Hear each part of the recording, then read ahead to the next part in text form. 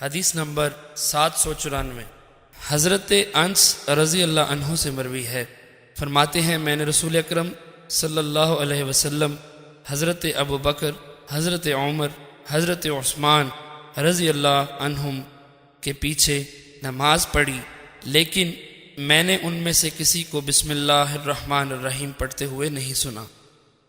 حدیث نمبر 795 ایک روایت میں ہے، حضرت شعبہ فرماتے ہیں میں نے حضرت قتادہ رضی اللہ عنہ سے سنا کہ کیا آپ نے حضرت انس رضی اللہ عنہ سے یہ بات سنی ہے؟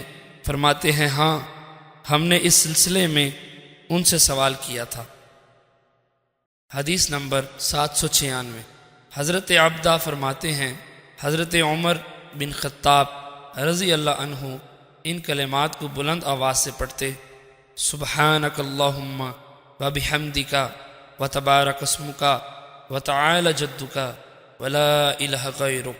اے اللہ، میں تیری حمد کے ساتھ تیری پاکیزگی بیان کرتا ہوں، تیرا نام بابرکت ہے اور تیری شان بلند ہے اور تیرے سوا کوئی معبود نہیں۔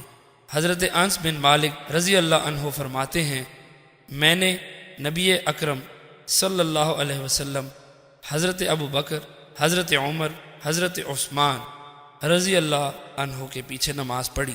وہ الحمدللہ رب العالمین سے شروع کرتے، وہ بسم اللہ الرحمن الرحیم قرات کے اول یا آخر میں ذکر نہ کرتے، بلند آواز سے نہ پڑھتے، بلکہ سبحانک اللہم بھی آہستہ پڑھتے اور جہری قرات الحمد سے شروع فرماتے۔ حدیث نمبر 797 ایک اور سند کے ساتھ بھی اس کی مثل مروی ہے۔